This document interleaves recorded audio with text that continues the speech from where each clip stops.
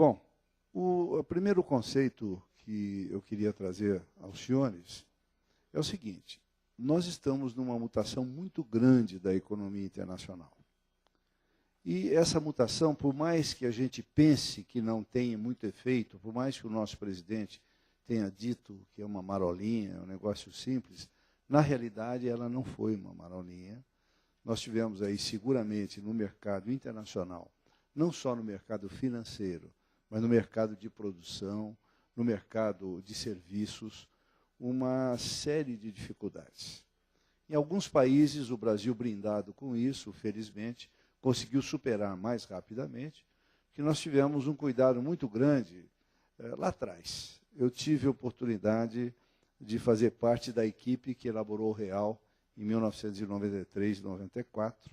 Fui um daqueles 9 economistas e administradores que trabalharam na elaboração das medidas provisórias e fui o responsável pela URV.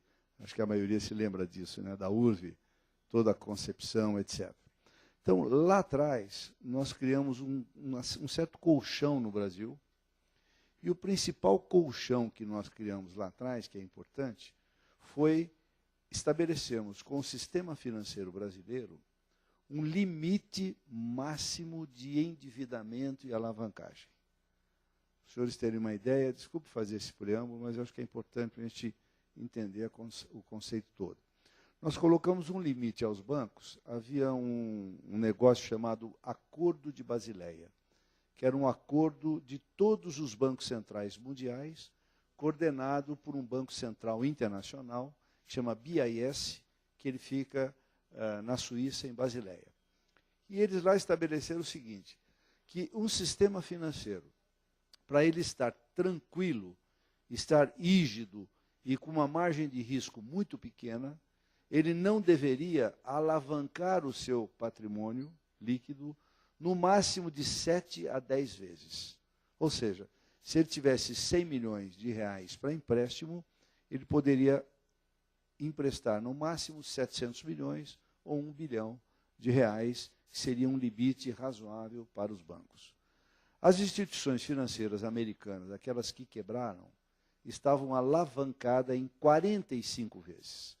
Ou seja, muito acima daquele limite estabelecido pelos bancos centrais internacionais. Isso é que trouxe uma certa tranquilidade ao mercado brasileiro e a recuperação do Brasil, devido a esse problema seríssimo internacional, que repercutiu no final de 2008, começo de 2009, e começa a repercutir novamente agora. Nós estamos chegando, na nossa visão, um segundo soluço agora. As bolsas, não só as bolsas, mas o mercado americano e europeu, começa a ter um grau de dificuldade. E eu acho que nós vamos viver um segundo negócio menor, mas ainda com algum tipo de problema a nível internacional. Os Estados Unidos, uma demora grande de recuperação. Pensava-se em recuperação em 2 a 3 anos. Hoje já se fala em 4 a 5. A Europa se falava em 4 a 5 anos. Hoje já se fala um pouco mais. E o Japão em 10 anos, na recuperação de todo esse problema sério que aconteceu no mercado financeiro. Isso tudo que aconteceu traz repercussões imediatas para nós, advogados, para os nossos escritórios. Porque nós temos que fazer alguma revisão em alguns contratos, temos que fazer uma renegociação de algumas coisas todas, de endividamento de empresas, ou seja, o reflexo vem para nós, e à medida que nós estamos no mercado, nós vamos ter, seguramente, reflexos internacionais e reflexos aqui dentro. Aí eu quis trazer, os senhores, um início da nova economia para entrarmos direto na gestão de escritórios. A nova economia internacional. Todo ser humano residente em países civilizados tem acesso a todo tipo de informação.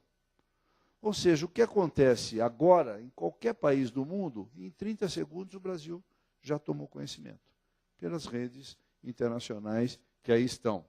E o conhecimento é desenvolvido e repassado mundialmente num ritmo nunca antes visto pelo ser humano. Qualquer inovação, qualquer nova tecnologia, ela imediatamente vem rapidamente passando aqui no Brasil. E a aceleração da história pode ser medida entre a descoberta da tecnologia e a conversão dela em industrialização e produção para a gente poder trabalhar. Só para se ter uma noção, o papel imprensa levou 250 anos para sair da descoberta dele e ter um processo industrial, a primeira gráfica trabalhando nesse processo. O rádio, 35 anos, a TV, 12 anos, o Pentium, 1 mês, entre a descoberta pela Intel e a implantação no sistema e a disseminação em todo o negócio. Então, vejam que a transferência das novas tecnologias, mesmo as mais modernas agora, a biotecnologia, a biocombustível, isso ela vem numa velocidade muito grande, e a velocidade disso, à medida que a coisa é implantada, ela é disseminada, ela traz coisas para nós, advogados, ajudarmos a criar as patentes, a discutir as patentes, a definir segurança, uma série de coisas que vêm para nós diretamente em alguns ramos do direito, que a gente tem que tomar conta dessas coisas todas. O ritmo e a velocidade acontecem mais rapidamente. Eu quis trazer 2 exemplos. Entre 1970 a 2000, 30 anos, eu acho que todos aqui, sem exceção, nos seus mais jovens, devem se lembrar das mudanças. Alguém se lembra de alguma coisa de mudança nesse período? Alguém se lembra? O que a gente lembra da década de 70, em 1970? Os mais velhos aí como eu. A Copa. É isso. Você não tem uma lembrança um pouco mais definida disso aí. E na década de 80 e 90, o que nós lembramos? Inflação, planos econômicos, 7 planos econômicos, a mudança para o processo democrático. E a gente vai lembrando essas coisas. O que a gente pode esperar nos próximos 10 anos? Um sinal hoje nós temos concretamente a nível mundial, que é o Brasil será a grande potência mundial na produção de alimentos até 2020.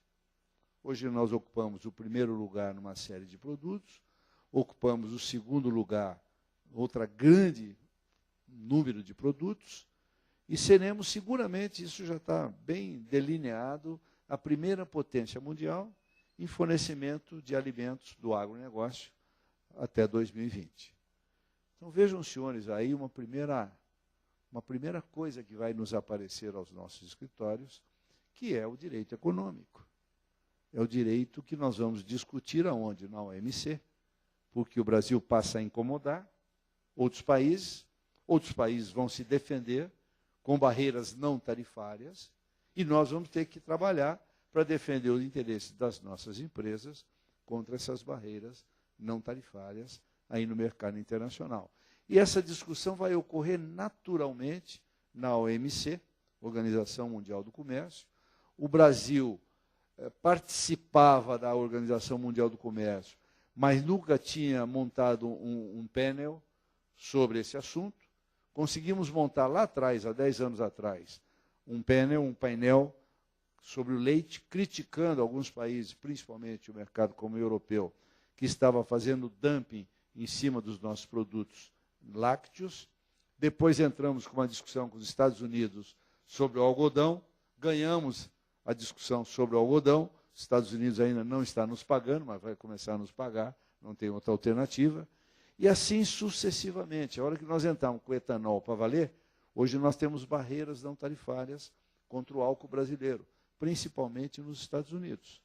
Na Europa, 1 ou 2 países têm alguma barreira, mas nos Estados Unidos há uma barreira. Eu vou mandar 1 litro de álcool para lá e eu pago praticamente 4,3% a mais de um imposto sobre o produto nosso.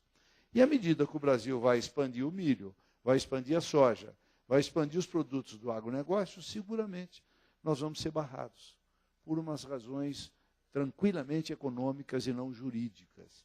Que tipo de razão? O álcool nosso, por exemplo, vale uma unidade monetária, o álcool produzido de milho custa 2 unidades monetárias, e o álcool produzido da beterraba na Europa vale 3 unidades monetárias.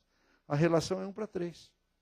Então, seguramente, eles vão tentar barrar a entrada do nosso álcool nesses países por razões óbvias em termos de proteção aos seus mercados internos. São coisas que eu acho que vão acontecer seguramente nesse período, e o Brasil chega, seguramente também, daqui a 7, 8 anos, como a primeira nação, e isso vai nos dar uma coisa, para nós advogados, que é margem de negociação. Nós vamos ter uma moeda de troca. E essa moeda de troca vai ser com outros países. Se eu tenho alimentos, você tem o quê, China? Você tem produtos industriais? Ok, vamos negociar a entrada do seu produto contra a ida do meu agronegócio para a China, que é o grande parceiro que vai precisar de alimentos cada vez mais, também por outra razão muito simples, a China não tem mais água.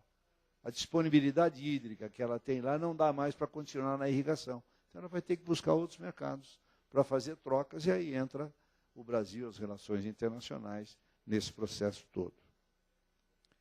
A nova economia, ela traz fatos econômicos e sociais marcantes. A globalização é um deles, que nada mais é do que nós temos toda a informação instantaneamente sobre qualquer item, sobre qualquer assunto. A nova concepção do capitalismo, aqui já estamos entrando nós para ajudar. Quem manda nas empresas? Ninguém sabe. Quem são o dono das empresas hoje, principalmente das SAs? Pouco sabemos. Normalmente são fundos de pensão americanos, europeus e asiáticos, que são donos da Eletropaulo, aqui de São Paulo. São donos da Companhia Paulista de Força e Luz, um pedacinho. São donos dos fundos de pensão nosso, em algumas das empresas aí. Então, são coisas que vão ser disseminadas cada vez mais e que vai caber a nós, juristas, advogados especializados no tema, para ver as novas discussões sobre participação acionária, o que pode, o que não pode, o que deve, o que não deve. O ciclo de vida dos produtos cada vez mais curto.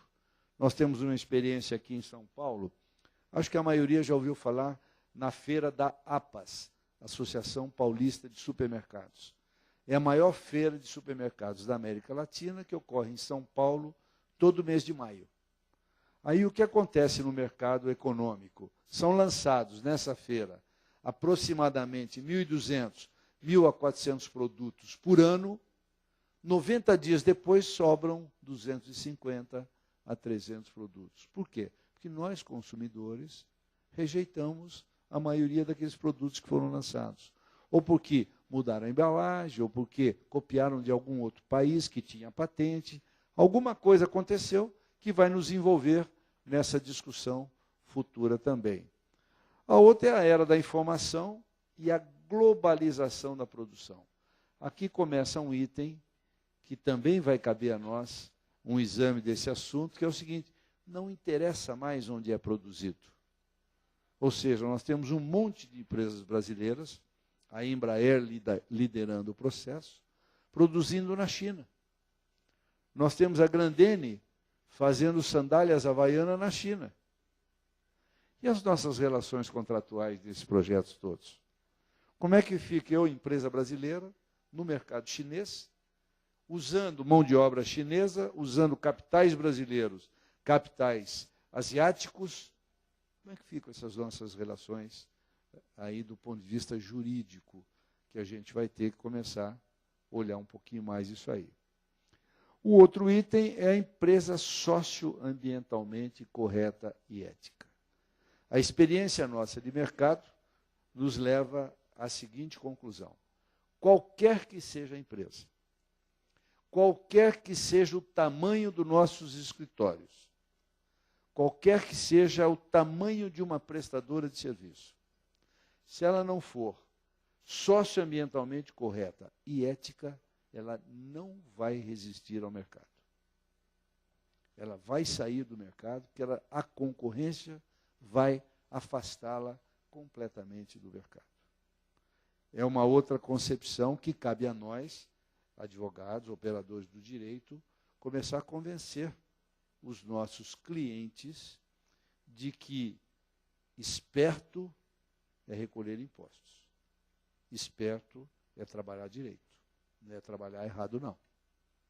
E isto, cada vez mais, eu tive a oportunidade de trabalhar no Ministério da Fazenda, o cerco está fechando, nós sabemos disso. vemos que dificuldades cada vez maiores na área tributária fiscal. Então, eu acho que cabe a nós temos obrigação de começar a orientar os nossos pares, os nossos parceiros, os nossos clientes, de que tem que começar a botar a casa em dia, tem que colocar a vida em ordem, porque o prazo está se esgotando em 2 ou 3 anos, creio eu. Nós vamos ter todas as amarrações no sistema fiscal governamental que vai nos bloquear alguma coisa. E o último item que eu vejo na nova economia são as novas visões da economia. Que ramos novos da economia está aparecendo no mundo que a gente possa aproveitar nos nossos negócios, nos nossos escritórios de advocacia. Por exemplo, o meio ambiente é um deles. Por exemplo, a internet, o direito eletrônico. O que nós sabemos de direito eletrônico? Qual é a jurisprudência já afirmada sobre isso? Essa nova lei que foi aprovada 2 semanas atrás, a lei dos resíduos sólidos, que ainda falta a regulamentação. Isso ainda é um negócio obscuro para a maioria dos prefeitos. Vai caber a nós orientarmos os prefeitos, os cuidados que ele tem que tomar com os resíduos sólidos. Essa lei levou 20 anos para ser aprovada no Congresso Nacional. E ela vai ser exigida, seguramente ela vai ser exigida aí das autoridades, porque nós, sociedade, nós que fazemos parte dela, vamos exigir que sejam cumpridas determinadas formalidades aí pela sociedade brasileira. Em termos simples, globalização nada mais é do que a informação precisa, num tempo recorde, e generalizada. Todos nós vamos participar desse bolo. Na globalização da produção, os custos com logística têm caído nas últimas décadas. A logística nada mais é do que os meios de transporte, não só meios de produção, mas o meio de transporte. Por que, por exemplo, a Grendene foi produzir sandália havaiana na China? Porque o custo dela, lá pela mão de obra, era metade do custo aqui no Brasil. O custo de transporte para sair da China e ir para a Europa, sair da China para os Estados Unidos, mesmo levando 40 dias de navio, ficava 50% do preço do transporte no Brasil. Para sair do Rio Grande do Sul, pegar um frete de navio, pagar as taxas portuárias todas, ficava 50% mais caro. Então, eles foram produzir na China pelas razões não só do custo em si da produção, mas principalmente com o custo da logística. Hoje, para os senhores terem uma ideia, desculpa dar alguns exemplos desses, mas eu acho que é importante para a gente entender. A soja brasileira, que é produzida no Cerrado Central, Mato Grosso, Tocantins, Mato Grosso do Sul, ela custa 100 unidades monetárias. 50 dessas unidades monetárias é o custo do frete. Para trazer do Mato Grosso a soja até Santos, ou até Paranaguá, ou até Vitória, custa 50% do custo da unidade. Nos Estados Unidos, que é o grande concorrente nosso no caso da soja, nós gastamos, ele lá dos Estados Unidos gosta 7 vezes. Nós gastamos 50%, no mercado americano, 7%. Então, por mais que a gente seja um produtor brilhante, produzindo com técnica, com custo baixo, tudo, para superar o custo da logística, nós temos muito que fazer. E ela está caindo a nível internacional. Aí cabe a nós, no caso da logística, entendermos o modal, como ver que nós, como nós, advogados, podemos apoiar as empresas na discussão dos custos de logística deles. As empresas internacionais, todas elas, sem exceção, e 95% das maiores estão no Brasil, 95% das empresas maiores, integram seletivamente sua produção pelos continentes. Ou seja, elas vão produzir onde lhes dá um resultado melhor. E aproveitam o que a gente chama de economias de aglomeração combinada com o uso dos fatores produtivos locais. O que é isso? China, que é a economia de aglomeração, claro, bilhões de pessoas lá dentro. A Índia, bilhões de pessoas lá dentro. A Rússia, milhões de pessoas, maior que o Brasil. Aproveitam a aglomeração para ter essa produção maior. O barateamento dos custos se deve basicamente à informática, aos processos eletrônicos em todos os segmentos. Quem tem tido oportunidade ou tem clientes industriais tem visto que, por exemplo, uma fábrica da Volkswagen, que empregava 6 mil pessoas há 10 anos atrás, a mesma fábrica emprega hoje 550 pessoas.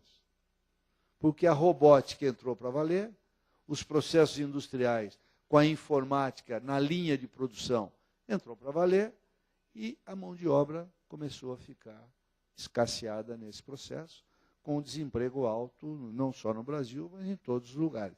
Os Estados Unidos, cuja média de desemprego anual em tempos normais era de 4% da sua produção, da sua mão de obra, hoje está em torno de 9%. Vejam que é um salto num país estável, economicamente garantido, sobre esse tipo de coisa aí. Então, essas coisas todas é que vão mudar tudo aquilo que acontece no processo econômico de uma nação. E nós, advogados, vamos ter que nos adaptar a tudo isso, não é, Paulo? E vamos ver de que maneira nós podemos prestar o nosso serviço da melhor maneira possível a esses novos desafios que vêm por aí. Será que os nossos escritórios estão preparados para isso? O que vocês acham? Será que os nossos colaboradores estão aí preparados para isso? Os nossos administrativos estão preparados para enfrentar um processo desse? Desculpa aí, não ficou muito bom esse slide. É uma nova economia que está aparecendo e que nós vamos precisar trabalhar com ela, que é a economia oficial de mercado, nada mais é do que o pedaço privado e o pedaço público. O pedaço privado vai ficar muito mais na área de produção de bens e serviços, e o setor público vai ficar muito mais nas áreas de bens de infraestrutura.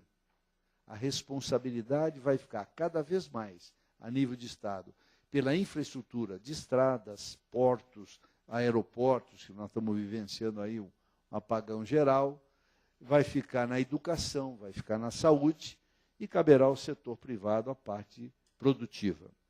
E nós temos uma transação à vista, que todos nós conhecemos, sem exceção, que é a economia informal, sem registro de nada, que responde aproximadamente 11% a 12% da economia brasileira.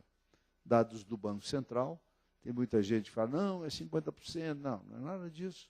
Em termos de 11% a 12% é a economia informal, e, obrigado, que através de novos procedimentos, a Lei Geral da Micro e Pequena Empresa, de 2006, e a Lei Geral da MEI, em 2008, está trazendo para a formalidade, lentamente, um número grande de empresas informais pequenas que existem no Brasil, para se ter uma noção todos, 19 milhões aproximadamente de empresas na informalidade.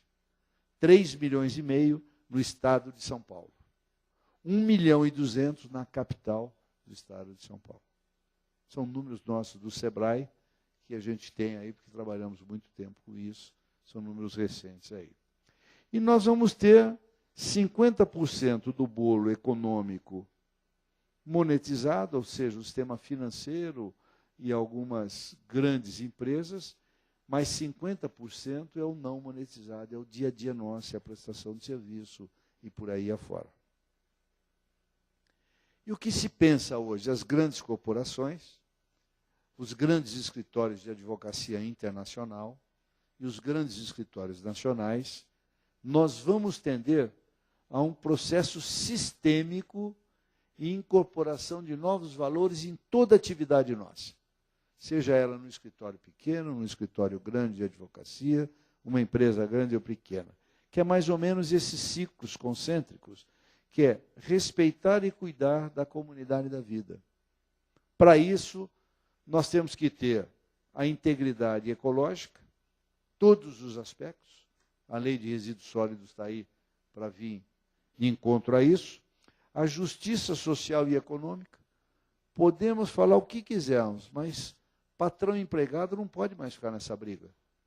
Tem que ser parceiros.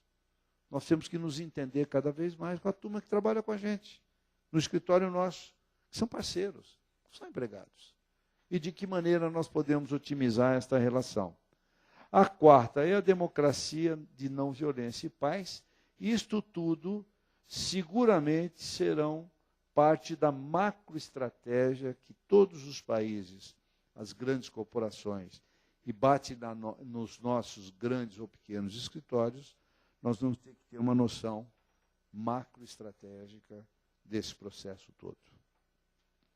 Até aí ok, minha gente? Tudo ok? Como conviver com essas mudanças? Como é que nós, advogados, economistas, administradores, podemos conviver com essa mudança? Então é essencial a capacidade de absorver e gerenciar informações. Nós recebemos um mundo de porcaria nos nossos sistemas eletrônicos, ou não? Claro, como filtrar isso e como otimizar aquilo que efetivamente nós queremos olhar, examinar, falar, ó, isso nos interessa.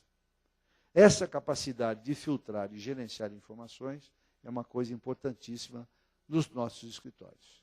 Segundo, gestão eficientes e eficazes. Não adianta nós falarmos, nós somos um jurista maravilhoso. Nós entendemos tudo de direito civil. Não entendo nada de gestão no meu escritório. Estamos perdendo recursos sem perceber. Claro, poderíamos otimizar muito mais eles. Vamos ver, estimulando a criatividade, a polivalência e a flexibilidade. O processo decisório participativo.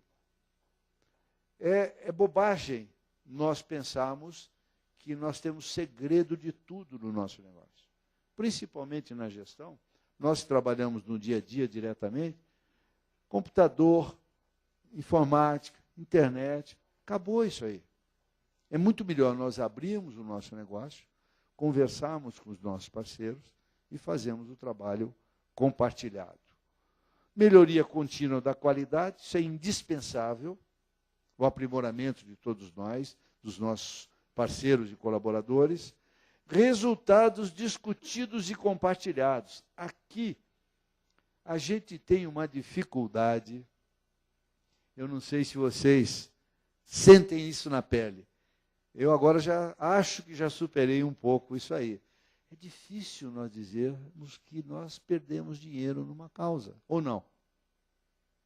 Trabalhamos e morremos na praia. E é difícil nós admitirmos que perdemos. Ou não? Ninguém gosta de perder. Só que nós temos que ter a frieza para sentarmos com o nosso parceiro e falar, meu, esse negócio não deu certo. Trabalhamos e perdemos X mil reais. Por quê? Porque nós só aprendemos e só consertamos os nossos erros nos fracassos. A experiência minha de vida aí em vários segmentos da economia, privado, público, etc., a gente só aprende nos erros. A gente não aprende nos acertos. A gente passa por cima. Então a gente tem que olhar o erro e tentar aprender com ele nos nossos escritórios e corrigi-los ao longo aí da nossa vida. E o foco no cliente, que é uma coisa óbvia, né? Na próxima década, a única certeza que a gente tem é que muita coisa vai mudar. Ou não? É só pensar um pouquinho para trás em 10 anos e ver se não vai mudar muita coisa. Como ficarão as relações entre os mercados e os escritórios de advocacia? Que é tudo isso que eu vim sinalizando para vocês. E entre o mercado e os profissionais do direito. Que uma coisa é a relação do mercado com o nosso escritório. E a outra coisa é a relação do mercado comigo, advogado. Com você, advogado. Com ele, advogado. Faz parte de um grande escritório, maravilha. Mas o meu cliente quer falar com o advogado A, com o advogado B, com o advogado C. Ou não?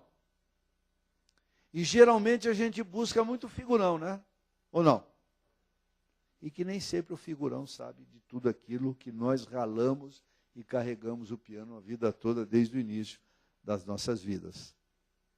Então, isso vale a pena, essa construção. É um caminho que vale a pena para todos nós. E esta relação vai ser uma relação muito mais profissional do que uma relação amistosa. A amistosa é importante, mas a profissional vai falar, porque os novos desafios que nós temos até agora são imensos. E a gente, será que nós estamos todos preparados para esses novos desafios? Será que não vale a pena um aprimoramento maior nosso em cada área? Mas não um aprimoramento aprofundado numa única coisa. Porque viram no slide anterior a flexibilidade, o conhecimento um pouco mais amplo das coisas e não um conhecimento específico de um único item.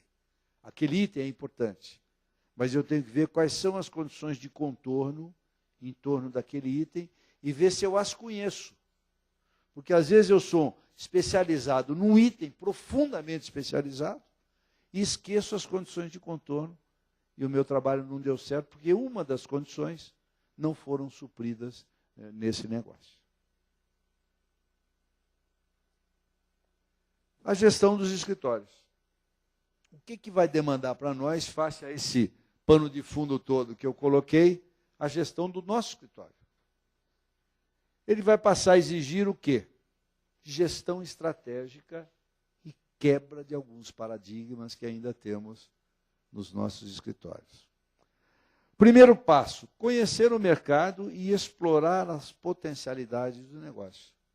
Seja em qualquer ramo do direito que eu estou atuando. Seja ele qualquer. Eu tenho que conhecer qual é o meu mercado. Eu estou na área penal? Eu estou na área civil? Eu estou na área previdenciária? Eu estou na área trabalhista? Eu estou na área... qualquer que seja ela. Será que eu conheço aquele mercado? Eu já fiz algumas prospecções, eu já entrei fundo, já pensei fundo nesse negócio? Ou não? Preciso explorar as potencialidades do meu negócio. No direito empresarial, societário, como é que eu faço? O segundo é necessidade de adaptação dos nossos profissionais à nova realidade do mercado, desenvolvendo habilidades extracurriculares. Por exemplo, eu estou dizendo que o mercado, o agronegócio brasileiro, será o primeiro negócio mundial até 2020. Já há evidências concretas disso. Será que nós, advogados, conhecemos profundamente o que é operar no mercado futuro? Será que eu sei o que é vender soja para receber daqui a 2 anos? E eu assinar um contrato hoje que vale todo esse tempo? Ou, será que eu estou preparado para comprar milho no Mato Grosso, hoje, de um cara que ainda vai plantar o milho e que vai colher daqui a 6 meses e que vai ter que entregar para a Cargill e a Cargill entregar para a Cargill lá nos Estados Unidos? Como é que fica essa relação contratual? A nossa experiência, quando estava no governo há algum tempo atrás, foi que esses primeiros contratos levaram à quebra de empresas, quebra de produtores e quebra de escritórios de advocacia. Porque os contratos dessa relação foram muito mal feitos. E por que eles foram mal feitos? Ou porque não tínhamos ainda experiência no ramo, ou colocamos gente que nunca ouviu falar o que é mercado futuro. Como é que eu compro a futuro? Como é que eu compro opções de milho na Bolsa de Chicago para entregar o milho? Eu, uma grande empresa, uma grande cooperativa, que tem no Brasil inteiro, como é que eu compro milho na Bolsa de Chicago para alimentar os meus pintinhos lá em Santa Catarina? Quem me entrega aqui em Santa Catarina o milho que eu comprei na Bolsa de Chicago? A Cargill entrega. Qual é a minha relação contratual com ela nesse negócio? Então, são coisas extracurriculares que vocês poderiam falar, mas, Dalário, o advogado não precisa saber nada disso. Precisa sim. Porque se ele não souber nada disso, ele não consegue arbitrar. Eu, por exemplo, sou juiz da Bolsa aqui de Mercadorias e Futuro, da BMF. E julgo esses casos mais do agronegócio, que é uma especialidade minha, na área de cana-de-açúcar, açúcar, soja, milho, boi, contrato de boi gordo.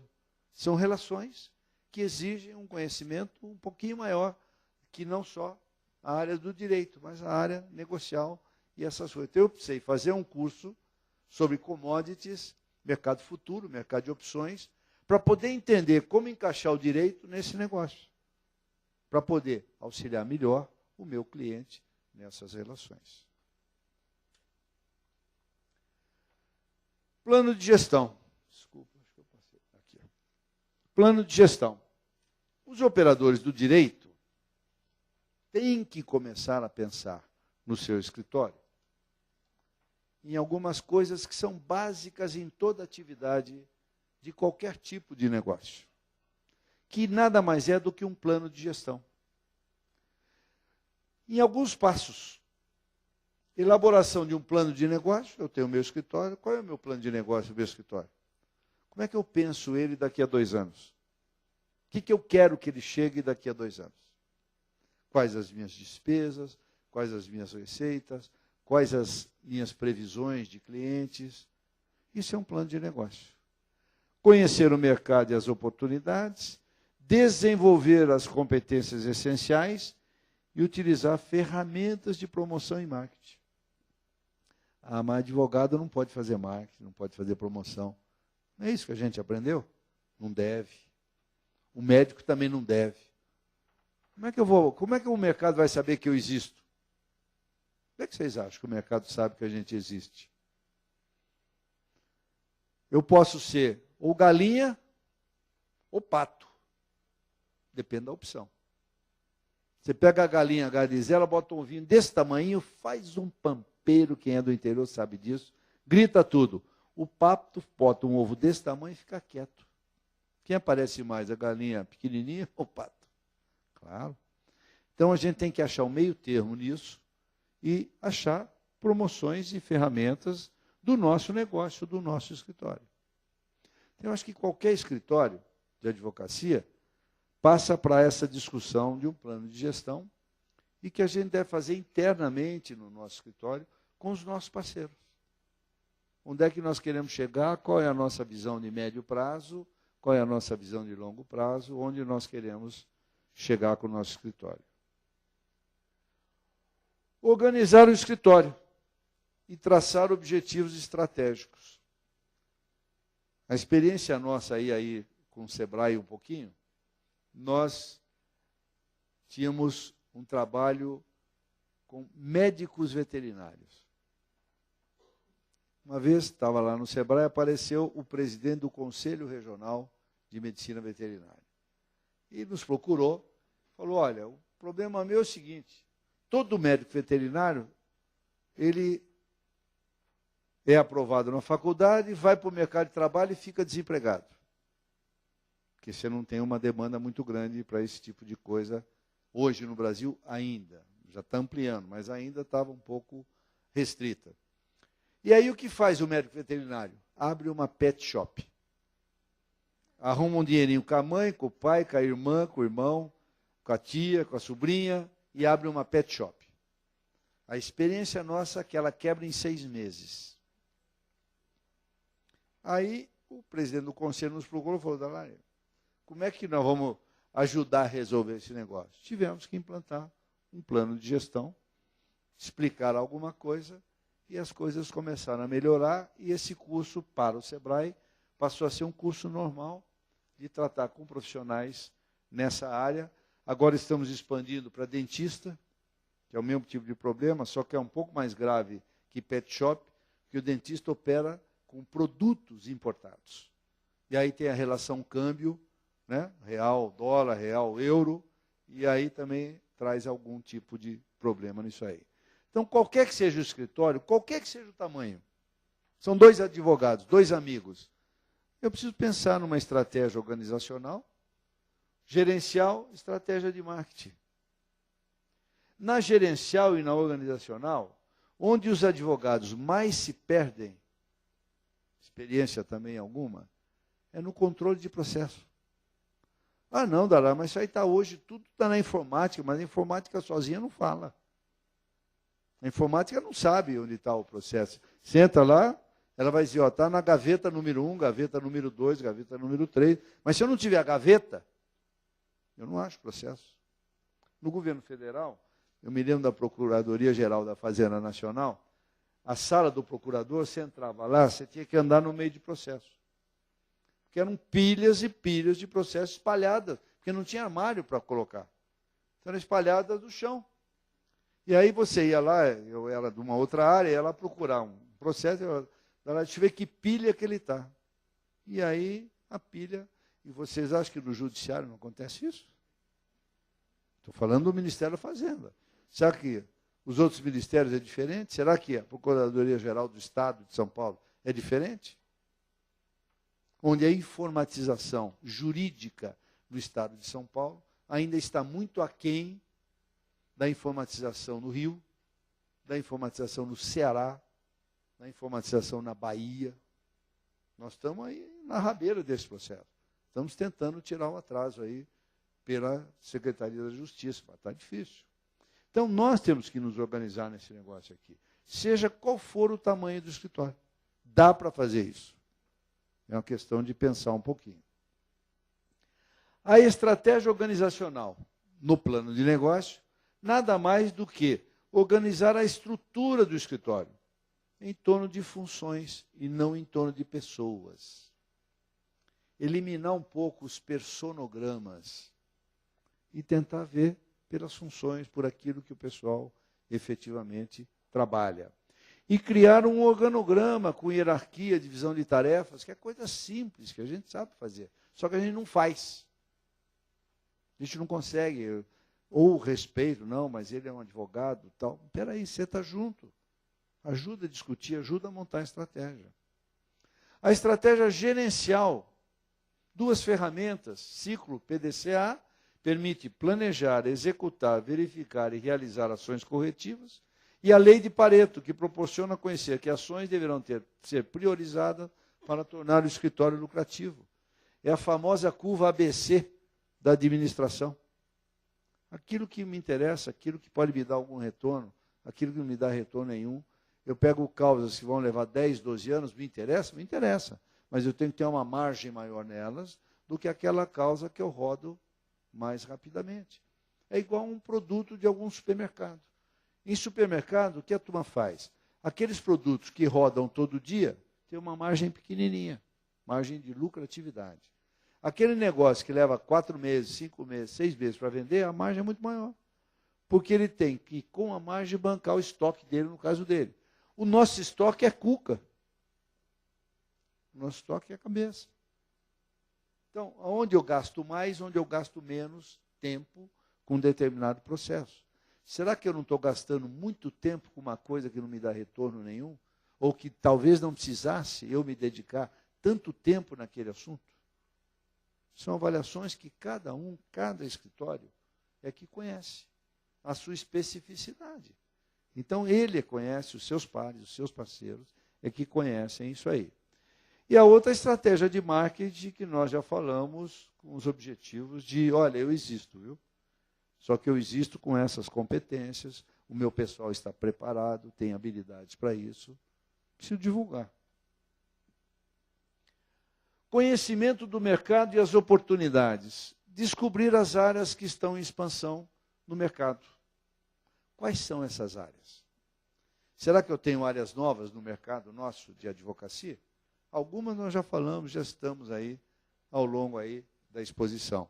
Tem algumas que eu vejo com mais evidência, que são telecomunicações, energia, petróleo e gás, está crescendo muito toda a demanda de energia, petróleo e gás. O pré-sal que ninguém sabe onde vai chegar. Ainda existe muita espuma e pouca cerveja. Certo? Ninguém sabe quais são essas novas relações do pré-sal. Relações entre a Petrobras e os fornecedores, que são nossos clientes. Será que eu vou ter tecnologia para chegar a 7.000 metros? Eu já cheguei a 3, já estou chegando a 4. A 7.000, eu vou ter que investir como empresa. Qual é o meu contrato com a Petrobras? Ela vai me pagar esse custo desse investimento? Dessa exploração inicial? Sei. Mercado de capitais, já falei, opções, mercado de opções, mercado futuro. Fusões e aquisições.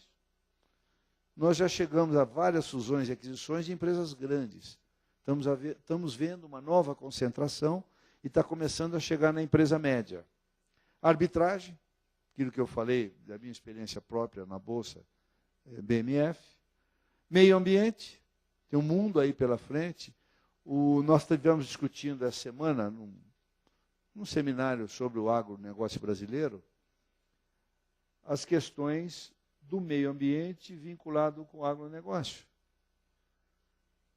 O produtor em si brasileiro é um conservador. Quais as relações do novo Código Florestal? Nós deveríamos deixar de ser Código Florestal e discutir o Código Ambiental, com o Código Florestal dentro do Código Ambiental. Só que o Código Florestal é de 1965. Nós estamos em 2010, 2011, completamente defasado. Ah, mas o Aldo Rebelo defendeu um monte de coisa e tal.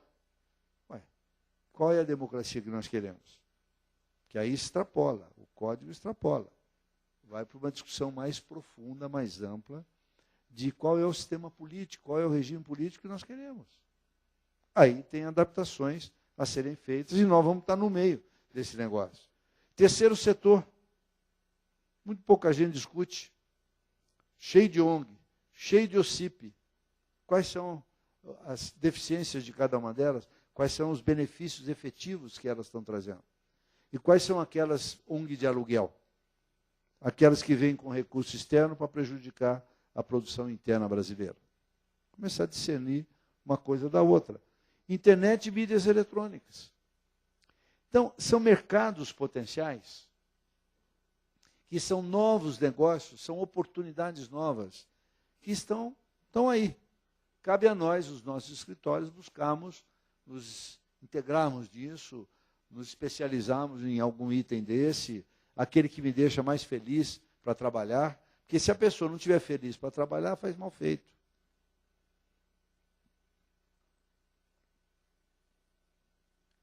Quais são as competências necessárias e fundamentais, essenciais, para que nós toquemos o nosso negócio? Habilidade de negociação. Hoje, cada vez é mais demandado a habilidade de negociação. Os senhores são testemunhas disso, no trabalho de vocês. Eu uso muito mais a negociação ou não? Nós, como advogados. Muito mais a negociação. Às vezes eu perco, sei lá, 10 horas na negociação e 2 horas para redigir o contrato, ou não? Então, nós temos que treinar o nosso pessoal. Nem todo mundo é habilidoso na negociação. Nem todo mundo tem perfil para negociar. Eu tenho um sócio meu, se eu botar ele numa negociação, ele estraga. Ele entra na negociação, dá para trás. Porque o perfil dele, está claro? Ele não tem flexibilidade nenhuma. E se nós não tivermos nenhuma flexibilidade, a negociação empaca e não vai para lugar nenhum. Só que tem gente que não tem perfil para isso. Claro. Então nós temos que ver quais são as pessoas que no nosso negócio têm essa habilidade. A segunda, capacidade de produzir conhecimentos relativos ao mundo dos negócios. Naqueles vários ramos, nos ramos tradicionais, nos ramos clássicos do direito. Qual é a interface dos ramos clássicos do direito com as novas habilidades? Qual a interação entre o direito civil, penal, com tudo aquilo, aqueles novos ramos que nós apresentamos? Então, o que existe no direito comparado em outros países, nesses novos segmentos, que já estão desenvolvidos há muitos anos? Temos que buscar. E a comunicação e relacionamento interpessoal. Se nós tivermos gente bronca, que não sabe se relacionar, é melhor trabalhar no fundo do escritório. Porque se trabalhar na linha de frente, vai quebrar a cara, o escritório vai quebrar. Temos gente assim ou não? Não, Paulo? Temos. Não, deixa atrás do escritório, porque ele vai aprofundar no negócio, que ele é ótimo, mas sem ter a relação. Claro, ele pode ser uma pessoa maravilhosa, um pesquisador da maior profundidade. Mas a nível de relação interpessoal, zero. Porque ele não aprendeu isso aí, não é que ele não... É porque é. Não, ele não teve um histórico que não aprendeu isso aí.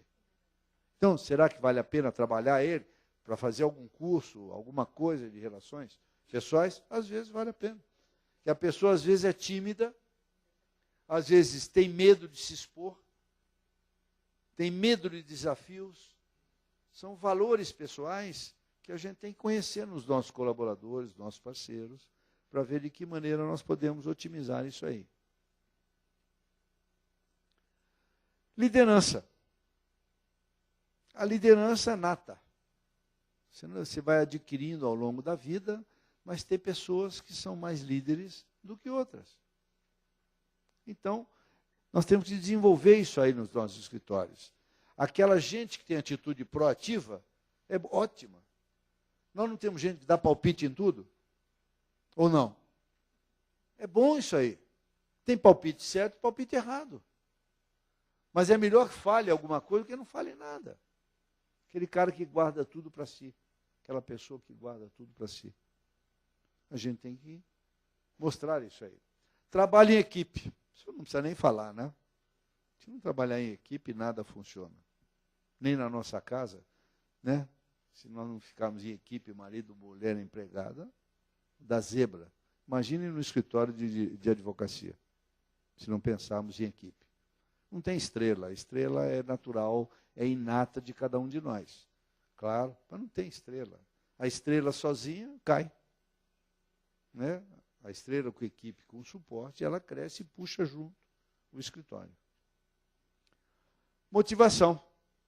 Quem não estiver motivado não trabalha. Pode pensar o que você quiser. A experiência nossa aí de muitos anos é, se a pessoa não estiver motivada por aquilo que faz, não faz. É melhor trocar, falar para ele, olha, é melhor você procurar outra alternativa, a nossa sociedade não dá mais certinho, está faltando grana, e o negócio só fica complicado quando falta dinheiro, né? Na casa, no escritório, no negócio. E nos nossos negócios de escritório de advocacia, às vezes tem muito dinheiro, mas muitas vezes tem falta de dinheiro, ou não. E a hora que você junta a turma, né? Ó, tem um buraco aí de 10 pau, 10 mil. Cada um tem que dar 1.000. Como é que fica? Aí fica difícil, não fica? Então a gente tem que trabalhar esse negócio. E a inovação. Esse é um fator fundamental para a vitalidade de qualquer negócio. O que é inovação no nosso negócio? São aqueles ramos, como trabalhar aqueles ramos. Aquilo é inovação. No direito. Porque nós vamos aprender daqueles ramos dentro de 4 a 5 anos, é que nós vamos ter a jurisprudência já consolidada em algum daqueles ramos. Hoje ainda não. Tem muita coisa ali que é coisa recente. Essa lei mesmo de resíduos sólidos é de agora, 15 dias. Ela vai estar para valer daqui a 5 anos. Mas até 5 anos nós vamos aprender com ela. Nós vamos criar condições com ela. Claro? Ferramenta de promoção e marketing. Em observância ao Código de Ética da OAB, várias ferramentas podem ser utilizadas para a promoção do escritório. A gente pensa que não. Não pode promover, você não pode promover o teu escritório. Não. O próprio Código de Ética da OAB permite e coloca ferramentas à disposição de nós, advogados. Por exemplo, parcerias com outros advogados e profissionais de áreas complementares. Nada impede de eu casar o meu escritório com outro escritório especializado num determinado negócio. Eu tenho um caso, não tenho competência no meu escritório para tocar, mas o cliente quer comigo, eu vou buscar parceiros para fazer esse trabalho conjunto. Network, relacionamentos profissionais. Eu tenho um network com boa parte de escritórios aqui de São Paulo, onde eu faço network com eles fazem comigo sempre.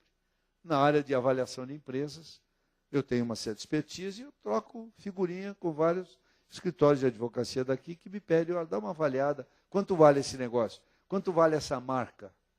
Que tipo de problemas tem nisso aí? A gente faz. Isso aí, normal, trocamos figurinha com vários escritórios de advocacia.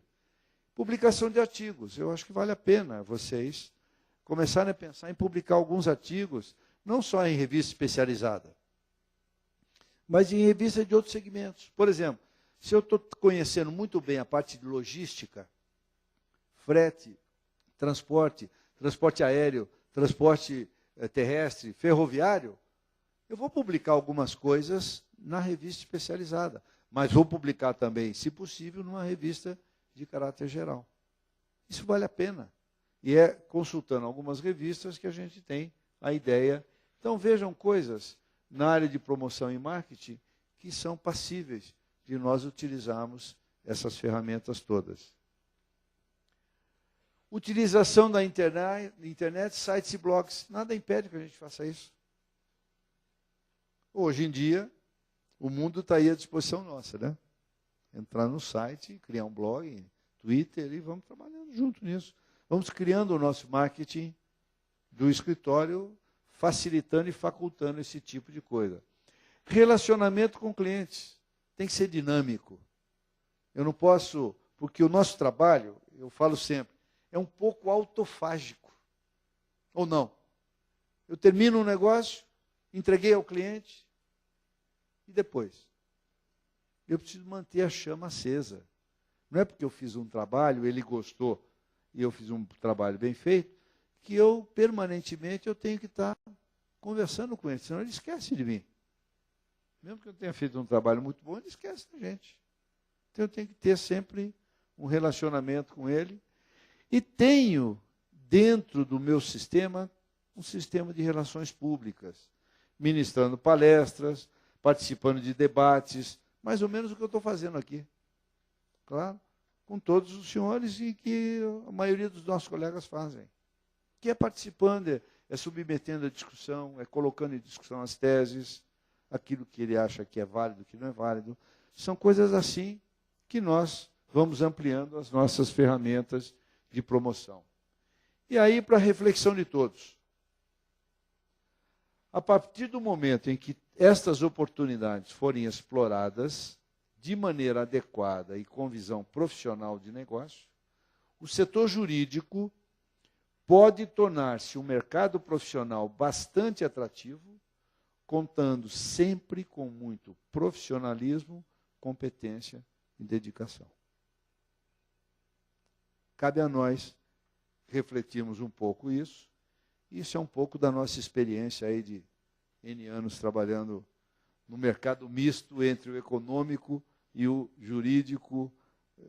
É o meu aprendizado ao longo dessa vida toda. Ok? Era isso que eu queria trazer, Paulo. Deixo aqui para algum contato que quiser fazer comigo. Fica aí à disposição dos senhores aí. Tá bom? Muito obrigado, hein?